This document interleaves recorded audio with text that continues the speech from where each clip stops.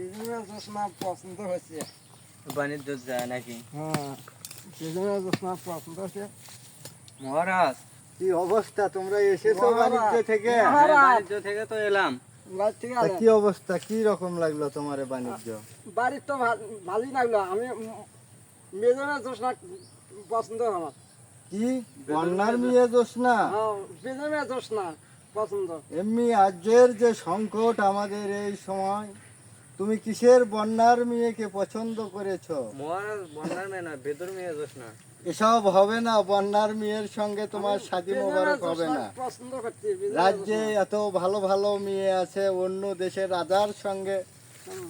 আজার মেয়ে তোর পছন্দ হয় নাই? না, আমার বেদমের জোসনা পছন্দ হয়েছে। তোকে আমি আর্য থেকে বাহির করে দেব আজকেই, তুই যদি আমার কথা না শুনিস। মর কথা শুনবো।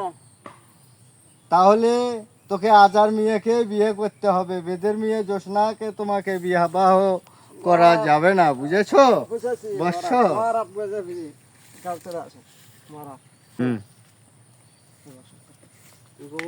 বেদর মেয়ে দোষ নাই আমার পছন্দ। তুই আমার কথা শুনবি না? শুনবো আমি। বেদর মেয়ে দোষ নাকি বিয়ে করবো? বন্যার মেয়ে আবার বলিস, তোদেরকে আমি আজকে আয়, থেকে আয়, আয়, বাহির করে দেবো আজকে।